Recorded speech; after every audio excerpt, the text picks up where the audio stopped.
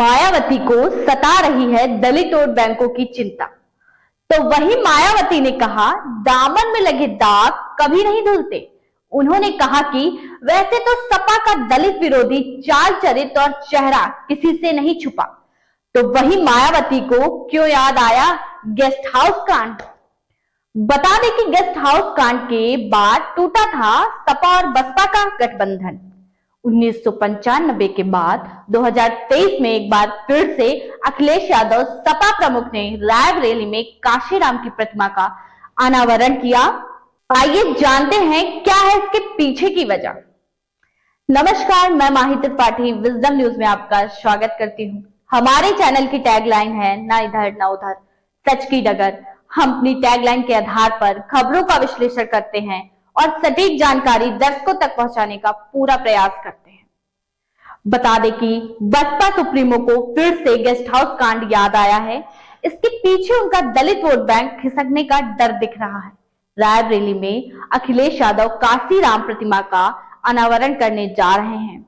माना जा रहा है कि अखिलेश यादव इससे दलित को साधने का काम करेंगे। इस खबर को विस्तार से देखने के लिए हमारे साथ बने रहें विजडम न्यूज में। बसपा प्रमुख मायावती ने अपने कार्यकर्ताओं को एक बार फिर 1995 का गेस्ट हाउस कांड याद दिलाया है।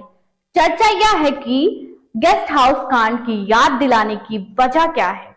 सभी पार्टियां अपने चुनावी रंग में रंगी हैं। ऐसे में यह मुद्दा बसपा प्रमुख मायावती ने बता दें कि इस बयान के संदर्भ के पीछे बसपा संस्थापक काशीराम है, तो वहीं सपा प्रमुख अखिलेश यादव सोमवार को मान्यवर काशीराम को अपना बनाने के लिए रायबरेली में पुराने बसपाई रहे स्वामी प्रसाद मौर्य के कॉलेज में उनकी प्रतिमा का अनावरण किया। इससे बसपा को अपने दलित वोट बैंकों में सेंधमारी का खतरा नजर आ रहा है। मायावती का बयान इसी वोट बैंक को बचाने से जोड़कर देखा जा रहा है। अब हम सबसे पहले जानेंगे कि क्या था गेस्ट हाउस कांड। दलित वोट बैंकों की राजनीति को समझने के लिए गेस्ट हाउस कांड पर गौर करना बहुत ही जरूरी है। अयोध्या के जरिए भाजपा धर्म की राजनीति कर आगे बढ़ रही थी, तो उसे रोकने के लिए काशीराम और मुलायम सिंह यादव एक हुए। दलित और पिछड़ी जातियों को एक करके 1993 में सरकार भी बनाई। मुलायम सिंह यादव बसपा के समर्थन से मुख्यमंत्री बन गए।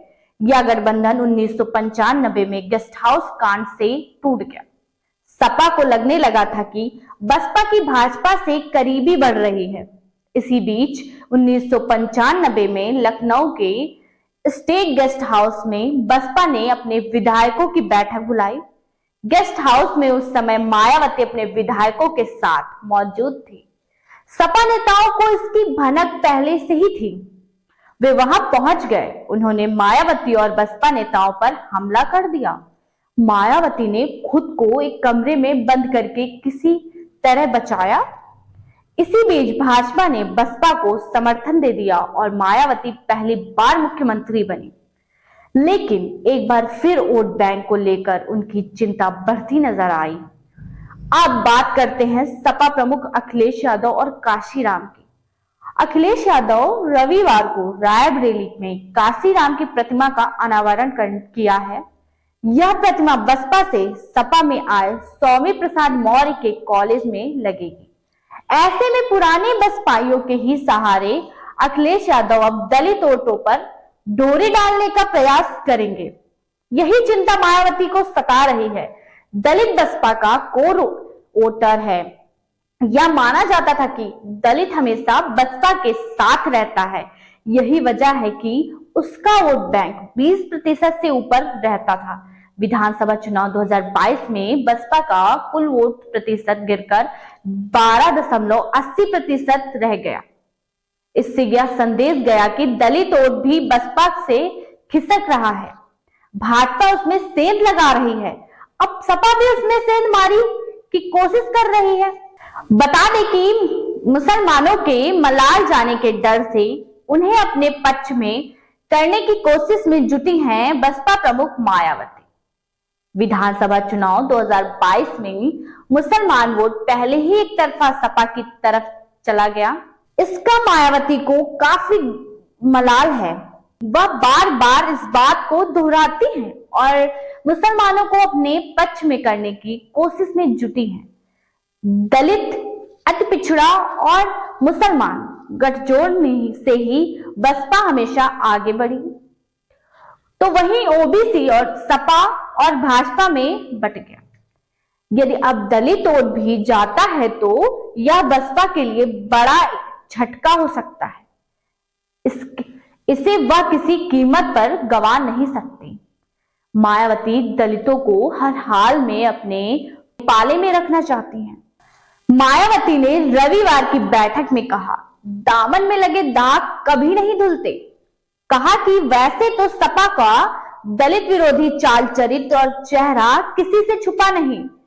उन्होंने संसद में प्रमोशन में आरक्षण के विधेयक को फाड़ डाला और दलित विरोधी व्यवस्था को यहां यूपी में बिना उचित सोच विचार के लागू करके सरकारी कर्मचारियों को आघात पहुंचाया। सपा के शासन में महान दलित संतों, गुरुओं और महापुरुष विरोधी कम जातिगत विद्वेष में से किए किसी से छिपा नहीं है। इसके लिए उस पार्टी को कभी माफ नहीं किया जा सकता।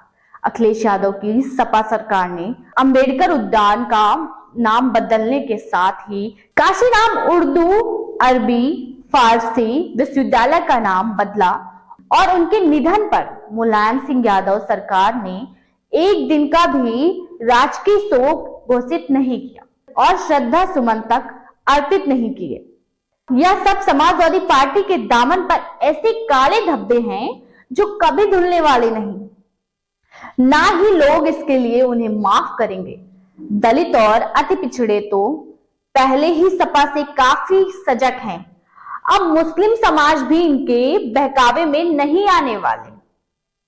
अब वे पूरी तरह समझ गए हैं कि सपा के बल पर भाजपा को हराना नामुमकिन है।